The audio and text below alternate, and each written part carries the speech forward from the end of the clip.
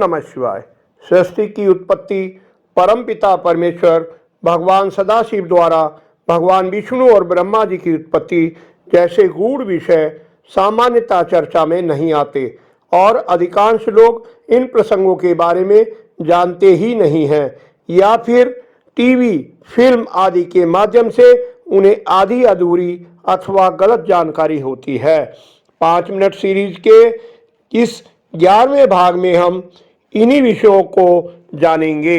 भगवान शिव के मुखारविंद से निकली और शिव पुराण में वर्णित जानकारी सर्वथा प्रमाणित है और ग्रहण करने योग्य है। शिव पुराण की ये जानकारी गंभीर विषय है जो सिर्फ भक्तगणों को ही जाननी चाहिए, वे ही इससे आनंद ले पाएंगे। गंभीर लेकिन अति महत्वपूर्ण विषयों पर समझने और प्रस्तुत करने में हुई मेरी त्रुटियों को कृपया क्षमा करें। भक्ति रस का आनंद लें, शिव प्रेम बढ़ाएं।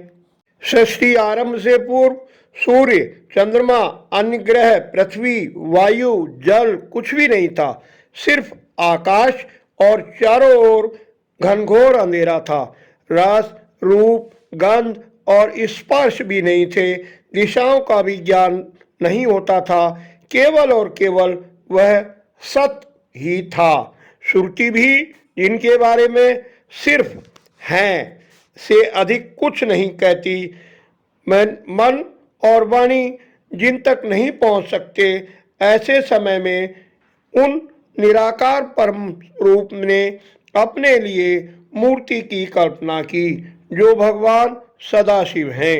शिव ने स्वरूप भूता शक्ति की सृष्टि की जो उनके अंगों से कभी अलग न होने वाली थी।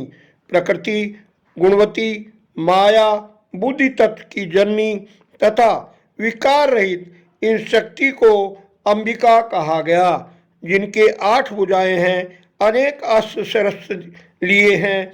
इन माता का मुखमंडल 1000 चंद्रमाओं की कांति से युक्त और नेत्र खिले हुए कमल के समान दिखाई पड़ते हैं। भगवान सदाशिव को परम पुरुष, ईश्वर, शिव, शंभु और महेश्वर कहते हैं। वे अपने मस्तक पर आकाश गंगा धारण करते हैं और उनके सिर पर चंद्रमा शोभा पाता है। उनके 5 मुख, प्रत्येक मुख में 3-3 नेत्र। उनका चित्त सदा प्रसन्न रहता है। वे 10 भुजाओं वाले हैं और त्रिशूल धारण करते हैं।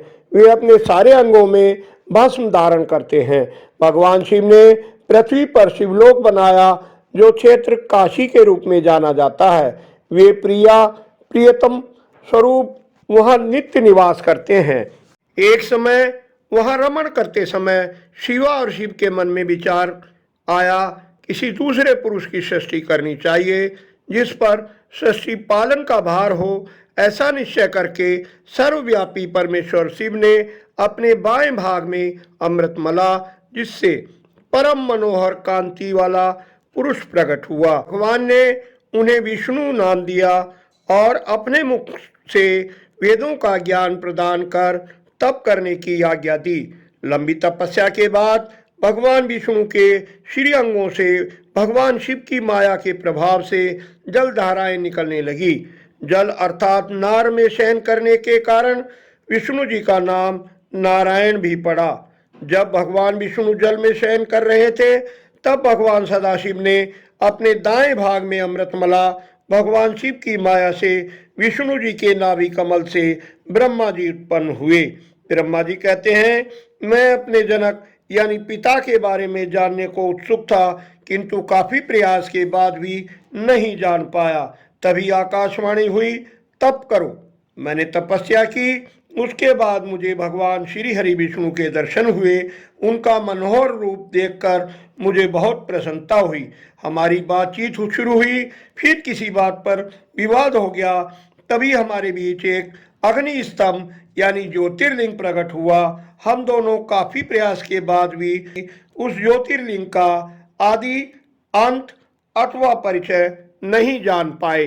हमारी दोनों की अभिलाषा उस लिंग के बारे में जानने की थी। हमारी प्रार्थना पर भगवान शिव दयालु हो गए। उस समय वहां ओम ऐसा नाद प्रकट हुआ।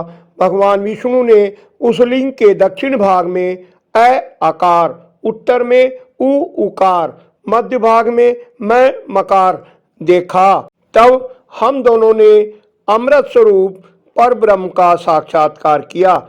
आशा है आज की वीडियो ज्ञानवर्धक और आनंद बढ़ाने वाली लगी होगी। कृपया लाइक करें, कमेंट कर सुझाव दें, चैनल को सब्सक्राइब अवश्य कर लें। धन्यवाद। आपका कल्याण हो।